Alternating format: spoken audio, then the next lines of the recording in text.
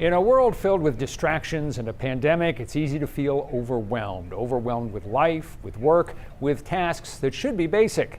Rob Hatch is not only a business creator, but also a business coach. He's the author of a book that was just released during this crazy year of 2020 called Attention: The Power of Simple Decisions in a Distracted World. It's filled with tips to turn off some of the daily noise and reset your own pace, beginning with something simple: turning off the notifications on your phone. As though we're a surgeon on call or an ER doc on call, and we don't need those interruptions in our lives. So the first step is really deciding what we want to let through and when and where and for whom we want to give our attention. I think that overall is kind of a scary thought because everyone else in the world has sort of gotten to this place where we need instant gratification.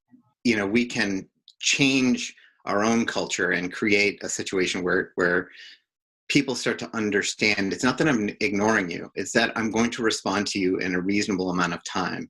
My email, for example, you talked about filters.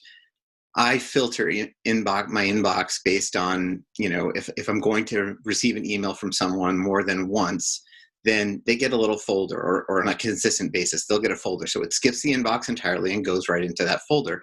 Anything from my business partner, anything from my coaching clients, anything from my wife, it goes right into a folder. When I go into my inbox, then I'm not scanning my inbox, making all sorts of little tiny decisions. Do I not, open or respond or whatever.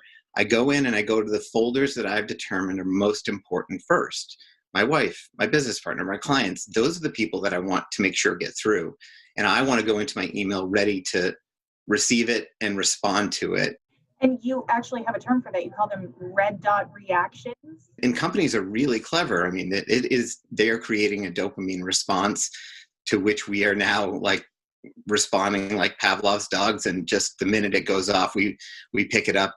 Even if you're sitting in a restaurant and you hear a phone 4 tables over, back in the days when we could sit in a restaurant comfortably, you hear a phone go off 4 tables over, you still pick up your phone almost instinctively.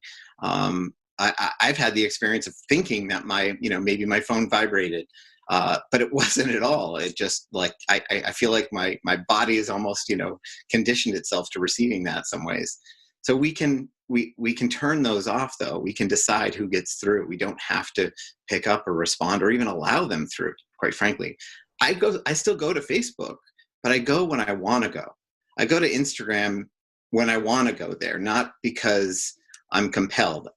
We all fall off every now and then, but I want to go to these places, my inbox, social media, on my terms, when I want to go, for the reasons I want to go. You write, put success in your way. What does that mean? Put success in your way is based on 3 components.